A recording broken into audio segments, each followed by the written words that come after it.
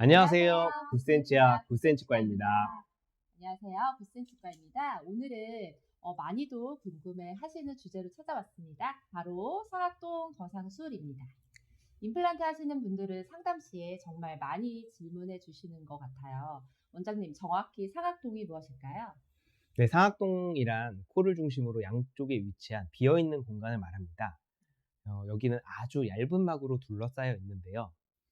보통 임플란트 시술 시에 10mm 정도 길이를 많이 쓰는데 위턱 어금니에서 임플란트를 식립을 하다 보면 상악동이란 공간에 아주 가까워지게 됩니다. 상악동은 원래 이제 비강에 연결된 공간으로 머리 무게를 줄이고 제가 좀 무겁거든요. 저 같은 경우는 필요합니다. 네, 그리고 흡기된 공기의 습도와 온도를 조절하는 역할을 하고 있습니다. 네네. 원장님, 상악동 거상술을 안 하고 임플란트를 식입하는 분들도 계시잖아요. 정확히 어떤 경우에 상악동 거상술을 진행하는 걸까요? 네, 상악동까지 거리가 아주 가까워서 임플란트 식립이 어려운 경우에는 상악동 거상술이라는 걸 먼저 시행하게 되는데요. 상악 어금니 임플란트 식립 시에 상악동이 가까워서 식립 깊이가 충분하지 않은 경우가 있습니다. 이를 무시하고 임플란트 수술을 할 경우에 상악동 천공이 발생하게 되기 때문에 이럴 경우에 상악동 거상 전용 기구를 활용해서 상악동 막을 들여 올린 다음에 그 공간에 뼈이식을 진행하고 있습니다. 네. 상악동 거상술은 난이도가 조금은 있는 치료인 것 같아요. 상악동 막 자체가 매우 얇아서 찢어지지 않도록 정밀한 치료 과정이 필요하고 뼈이식 재료가 감염이 되지 않는 상태에서 생착이 되어야 하잖아요. 네네. 원장님, 상악동 거상술 매번 같은 방식으로 수술 안 하시잖아요.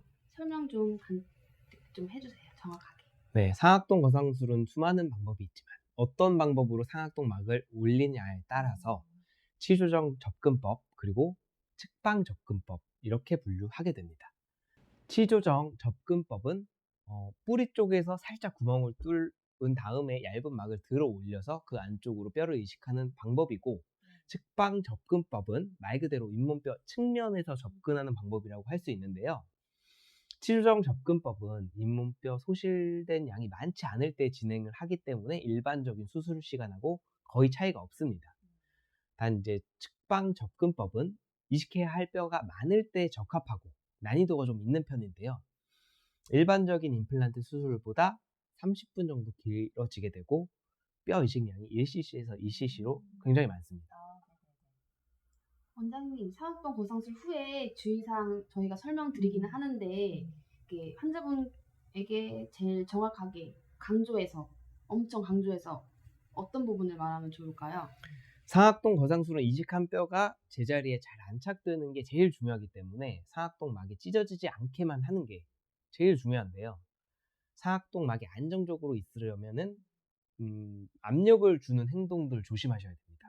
예를 들면 코풀기, 침을 뱉거나 재채기를 하는 경우가 그렇다고 할 수 있는데요. 의지와 상관없이 재채기를 하실 경우에 상악동 쪽 압력이 높아질 수 있는데요. 최대한 입을 크게 벌린 채로 하시면 코 쪽 압력이 높아지는 것을 어느 정도 방지할 수 있습니다. 네, 저는 환자분들께 상악동 거상술 후에는 코피가 날 수 있으니 당황하지 마시고 자연스럽게 나타나는 증상입니다라고 알려드리고 있는데요. 멍과 붓기가 심해질 수도 있기 때문에 수술을 하고 나신 후에는 일주일 정도는 수면에 취하실 때 높은 베개와 수건 대고 주무시라고 권해드리고 있어요. 네. 원장님, 상악동 거상 임플란트는 얼마나 걸릴까요?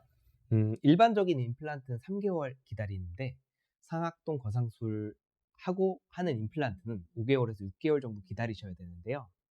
고일 이식제가 어느 정도 임플란트 유착이 된 후에 안정적으로 자리를 잡기 때문에 기간이 길어지는 걸 감안을 해주셔야 됩니다. 대신 그 뼈가 잘 안착이 되고 나서는 원래 가지고 계신 뼈보다 더 튼튼하게 됩니다. 저희 유튜브 채널에 임플란트 관련 영상도 많이 올려놨습니다. 상악동 거상술 후 참고하시면 좋으실 것 같아요. 모든 치료와 수술은 개인의 차이에 따라서 부작용이 발생할 수가 있으니 치료를 진행하시기 전에는 담당 의료진과 충분한 상담을 거쳐 주의사항을 숙지하신 후에 결정을 하시기를 바라겠습니다. 지금까지 9cm야 9cm과였습니다. 다음 시간에 봬요.